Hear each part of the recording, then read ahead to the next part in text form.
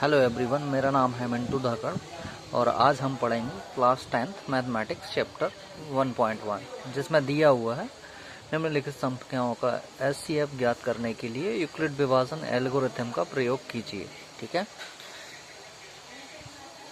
लेकिन इस क्वेश्चन को हल करने से पहले हमें यूक्लिड विभाजन प्रमेय क्या होती है वो जानना होगा। ठीक है, तो मैं आपको बता देता हूँ यूक्लिड विभाजन प्रमेय क्या होती है।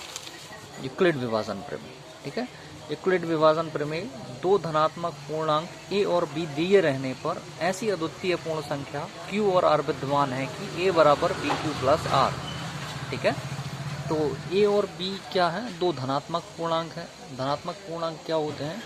जो कि 0 से स्टार्ट होते हैं, 0, 1, 2, 3, 4, 5 एंड अनंत तक होते हैं। ठीक है, जहाँ 0 छोटा होता है r से या बराबर होता है, वहीं b जो होता है वो बड़ा होता है r से। ठीक है, तो a और b क्या है? दो धनात्मक पूर्णांक है। तो अपना जो फर्स्ट क्वेश्चन है उस पे आते हैं। फर्स्ट क्वेश्चन में a और b हमें दो धनात्मक पूर्णांक दिए हुए हैं। जो पहला जो अपना पूर्णांक है वो 135 और दूसरा है 225। ठीक है, तो इसमें हम a किसे माने?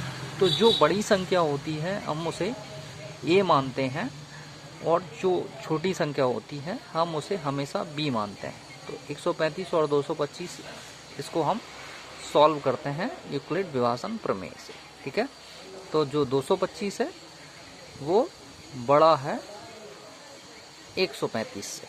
ठीक है, तो अब इसमें हम यूक्लिड विभाजन प्रमेय से हमें इसे हल करना है। तो इसमें लिखेंगे यूक्लिड विभाजन प्रमेय से। ठीक है, तो यूक्लिड विभाजन प्रमेय क्या कहता है हमारा? a बराबर बी क्यू प्लस आर, जहां 0 छोटा है r से या बराबर है और r छोटा है b से। ठीक है, तो a और b का मान दिया हुआ है हमें। a क्या है हमारा? 225 और b क्या है हमारा? 135। ठीक है, हमें इसको जब तक सॉल्व करना है जब तक कि हमारा शेष फल 0 ना आ जाए। q क्या है?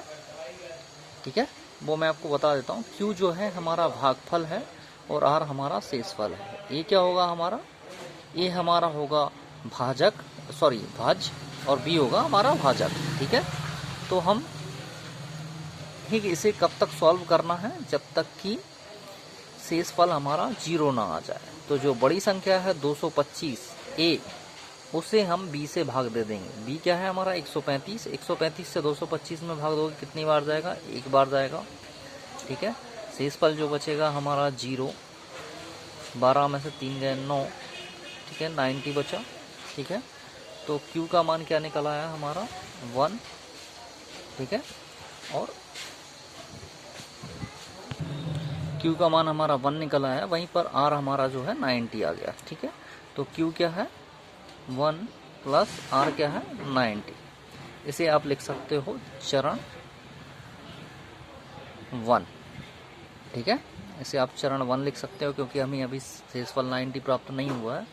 ठीक है, हमें दो संख्याएं प्राप्त हो गई यहाँ पर। 225 को जब हल किया हमने तो 135 और 90। तो अब हमें शेषफल 0 नहीं मिला है तो हम इसे आगे फिर हल करेंगे। चरण 2 में क्या आ जाएगा? 135 को a मान लेंगे और b हम क्या मान लेंगे? 90।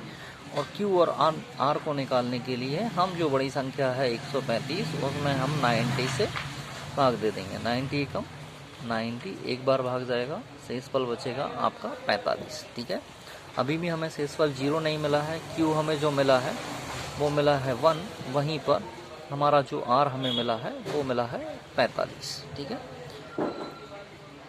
फिर एक बार और सॉल्व करेंगे इसे चरण 3 में। ठीक है, इसमें हमें दो संख्याएं मिल गई हैं 90 और 45। तो 90 जो बड़ी संख्या है उसको मैं हम छोटी संख्या से फिर से भाग दे देंगे।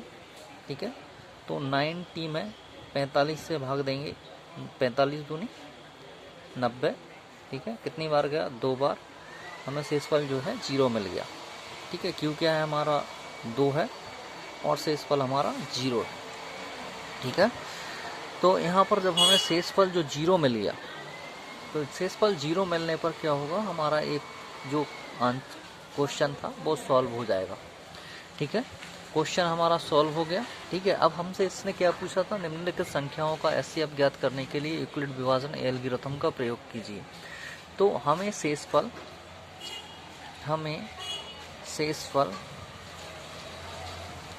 0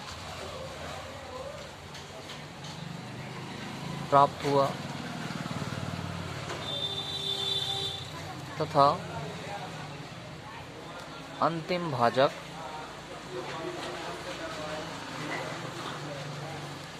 अंतिम बार हमने किस चीज़ से भाग दिया है, हमने पहले 135 से भाग दिया, फिर 90 से दिया, फिर 45 से दिया। ठीक है, तो जिससे हमने आखिरी बार भाग दिया है वही हमारा एचसीएफ होगा तथा अंतिम भाजक 45 है।